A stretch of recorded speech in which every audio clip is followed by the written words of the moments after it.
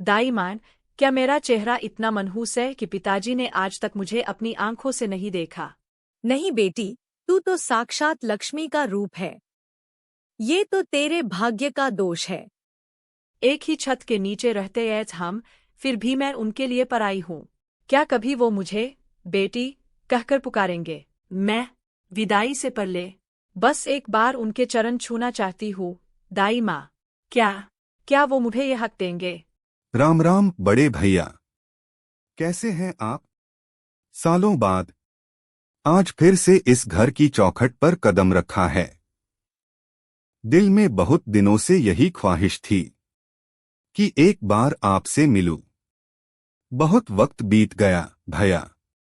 जिंदगी की दौड़ में जाने कितनी दूर चला गया था मैं, लेकिन आज आखिरकार मैं वापस आ ही गया आप सबके पास, अपने घर।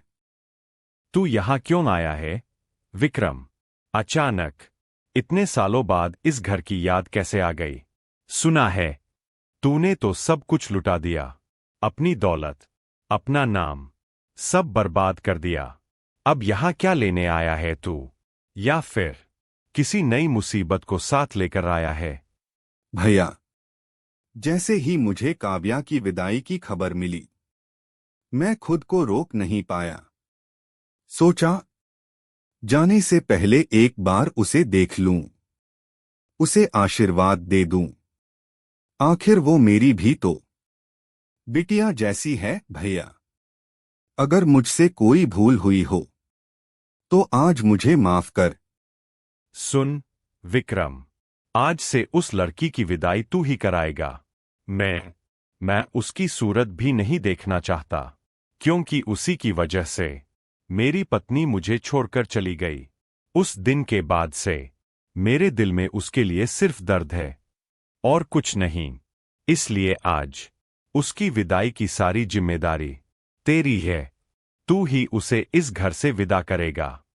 हम भाई साहब की ये नफरत और काव्या की ये खूबसूरती, लगता है किस्मत ने आज मेरे लिए ही कोई खेल रचा है। अगर सब कुछ सही चला तो ये नफरत भी मेरे ही फायदे में बदल सकती है। काव्या, काव्या जल्दी चल बेटी, जल्दी। तेरे पिता जंगल के किनारे गिर पड़े हैं। लगता है उन्हें दिल का दौरा पड़ा है। समय बहुत कम है बेटी, अगर तू अभी नहीं चली तो देर हो सकती है। चल मेरे साथ अभी। क्या? पिताजी? और नहीं, चलिए चाचा जी, जल्दी चलें। हिम्मत नहीं हो रही, लेकिन आपको बचाना ही होगा। विक्रम काव्या को लेकर चलता है एक पुरानी सुनसान कुथरी की ओर, जहां चारों ओर अंधेरा है और खामोशी इतनी घनी कि हर कदम की आहट डर पैदा करती है। यही वह उसे कैद कर देता है। अब काव्या पूरी तरह उसके हाथ में है। कहा है पिताजी, आपने मुझसे झूठ क्यों बोला? मैं आप पर भरोसा करती थी, और आप ये सब क्यों कर रहे हैं? तेरे बाप को तेरी फिक्र नहीं है काव्या। अब से तू मेरी कैद में रहेगी। और देख, तू इतनी सुंदर है कि मैं तुझे किसी और का होने नहीं दे सकता। हर कदम, हर सांस अब मेरे नियंत्रण में है। भैया, अनर्थ हो गया। काव्या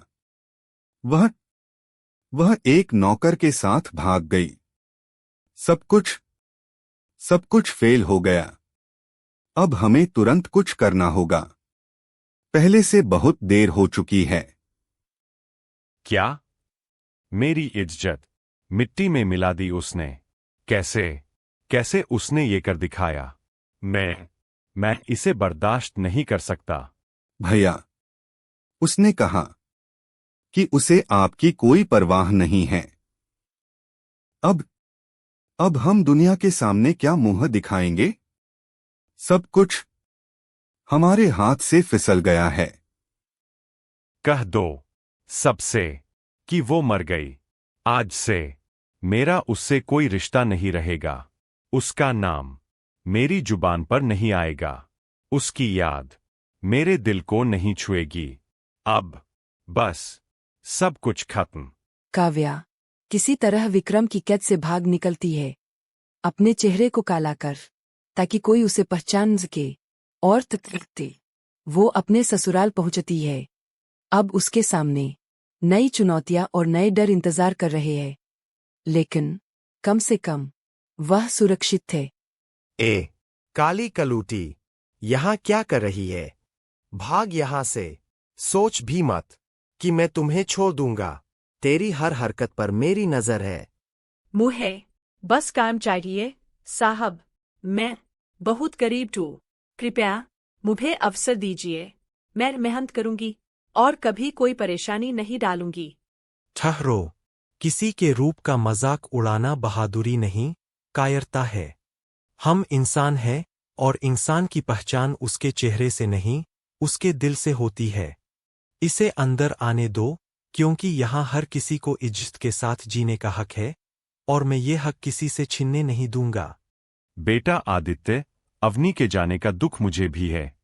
इस खालीपन को मैं भी हर दिन महसूस करता हूं, लेकिन जिंदगी किसी के रुक जाने से रुकती नहीं।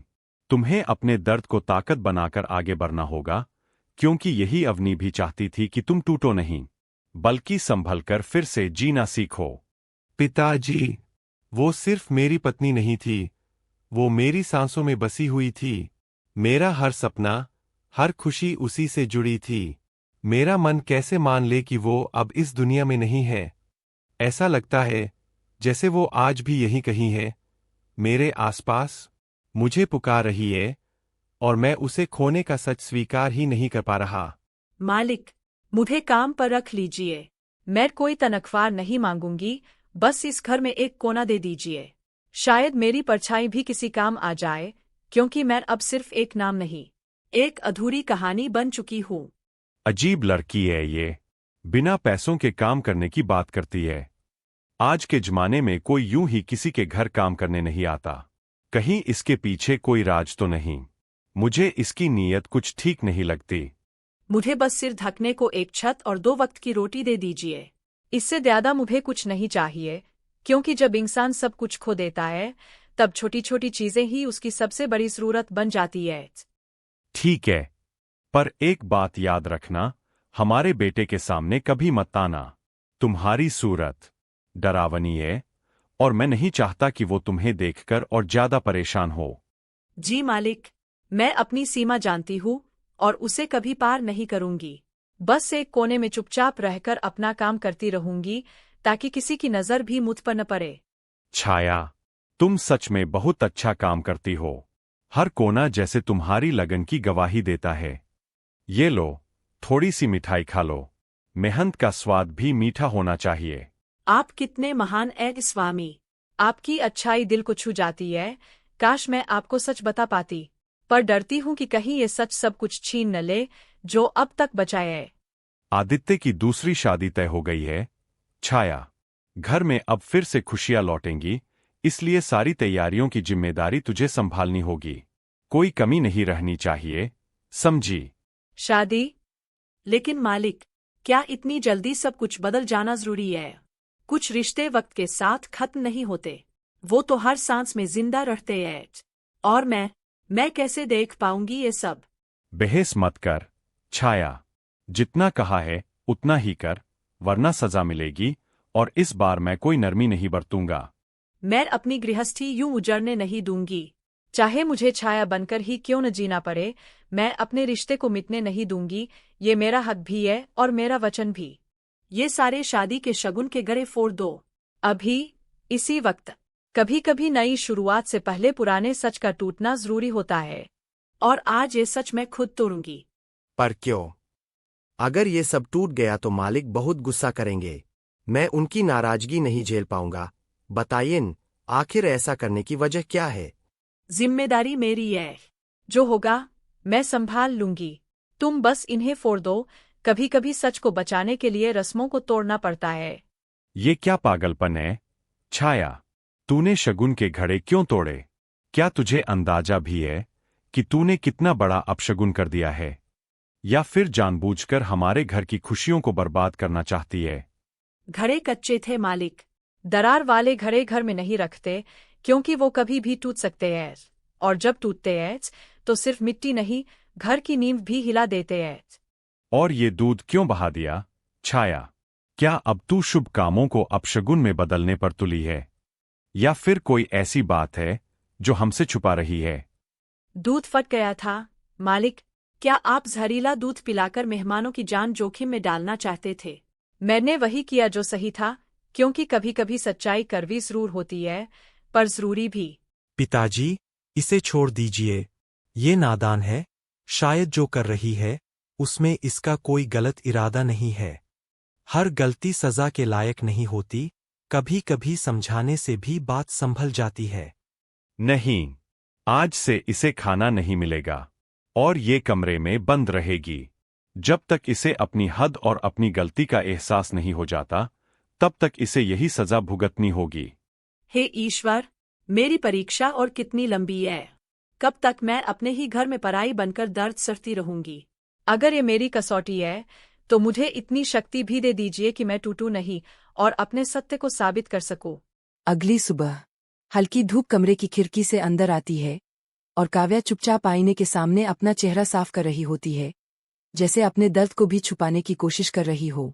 तभी आदित्य वहां से गुजरता है और एक पल के लिए उसकी नजर उस पर ठहर जाती है, मानो कोई अनजाना एहसास उसे रोक रहा हो। छाया, तुम यहाँ? काव्या, ये कैसे हो सकता है? तुम तो... नहीं, नहीं, मैं छाया हूँ। आप गलत देख रहे हैं। मैं काव्या नहीं हूँ। वो तो बहुत पहले ही इस दुनिया से चली गई। मैं सिर्फ एक परछाई हूँ, जिसका कोई अतीत नहीं। ये रंग झूठ बोल सकता है, पर तुम्हारी आंखें नहीं। ये वही एहसास है, वही अपनापन। काव्या, सच बताओ, क्या तुम सच में जिंदा हो, या मैं फिर से कोई सपना देख रहा हूँ? स्वामी, मुझे माफ कर दीजिए। मैं मजबूर थी। हालात ने मुझे ये रूप अपनाने पर मजबूर कर दिया। मैं सब कुछ खो चुकी थी, बस आपको दूर से देखने के लिए जिंदा थी। सच छुपाना मेरी गलती थी, पर मेरा प्यार कभी अयूठा नहीं था। तुम्हें यहाँ इस हाल में किसने पहुँचाया, काव्या?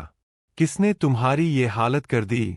और तुम्हारे पिता ने क्यों कहा कि तुम मर गई? आखिर कौन सा ऐसा सच है जो मुझसे छुपाया गया, और क्यों? चाचा विक्रम ने मुझे कैद कर लिया था। उन्होंने मुझे दुनिया से छुपा दिया और पिताजी को झूठ बोल दिया कि मैं मर चुकी हूँ। मैं हर दिन उस कैद में जीते जी मरती रही। बस एक उम्मीद थी कि कभी सच सामने आएगा और मैं फिर से आपके पास लौट पाऊंगी। उस नीच की इतनी हिम्मत! उसने तुम्हें मुझसे छीन लिया, तुम्हें इस हालत में पहुंचाया। अब एक पल भी चुप नहीं बैठूंगा। चलो मेरे साथ, काव्या। अब सच सबके सामने आएगा और उसे उसके हर पाप की सजा मिलेगी। भैया, आज आदित्य की शादी है। अच्छा ही हुआ वो मनहूस मर गई। उसके रहते ये दिन कभी नहीं आता। अब कोई रुकावट नहीं रही, सब कुछ हमारे हिसाब से ही होगा। चुप रह, विक्रम। आज दिल बहुत अशांत है। न जाने क्यों लगता है कि कोई सच अब छुपा नहीं रहेगा, जैसे कोई तूफान आने वाला हो जो सब कुछ बदल देगा। अशांत तो होगा ही ठाकुर साहब, क्योंकि आपने सच को दफना दिया था। लेकिन सच कभी मरता नहीं। आज वो खुद चलकर आपके सामने खड़ा है और अब हर झूठ का हिसाब होगा। ये कैसे हो सकता है? तुम यहाँ कैसे? मैंने तो... नहीं, ये सच नहीं हो सकता। ये कौन है? इसकी आंखों में कुछ जाना पहचाना सा क्यों लग रहा है, जैसे कोई पुराना रिश्ता मुझे पुकार रहा हो। ये आपकी बेटी है, जिसे आपके ही भाई ने जीते जी मार दिया था। आपने जिस सच्चाई को मानने से इनकार कर दिया, वो आज आपके सामने खड़ी है, जिंदा, लेकिन हर दर्द सहकर। अब फैसला आपको करना है, ठाकुर ये साहब। झूठ बोल रही है भैया। ये हमारी इज्जत मिट्टी में मिलाकर किसी नौकर के साथ भाग गई थी। अब वापस आकर कहानी बना रही है, ताकि हमें बदनाम कर सके। चाचा जी, और कितना झूठ बोलेंगे आप? उस रात की कैद, आपका हर जुल्म और आपकी गंदी नीयत, सबका सबूत मेरे पास है। अब सच छुप नहीं पाएगा। आज हर पर्दा उठेगा। हाँ ठाकुर साहब, मैंने अपनी आंखों से देखा था। उस रात विक्रम काव्या बिटिया को जबरदस्ती ले जा रहा था। मैं डर के मारे चुप रही, लेकिन आज और नहीं। सच को छुपाना भी पाप है, और अब मैं ये पाप नहीं करूंगी। विक्रम, तूने अपनी ही भतीजी के साथ ऐसा घिनौना काम किया। जिस घर की इज्जत की कसम खाता था, उसी को तूने कलंकित कर दिया। आज तूने सिर्फ एक बेटी नहीं, बल्कि मेरा भरोसा भी मार डाला। भैया, मुझे माफ कर दीजिए। कर्ज के बोझ ने मेरी अक्ल छीन ली थी। मैं अंधा हो गया था।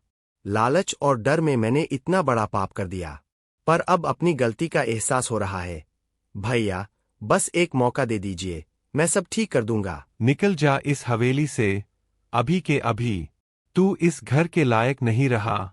और याद रख, अब तुझे तेरे पापों की सजा कानून देगा। पुलिस तुझे ठीक करेगी।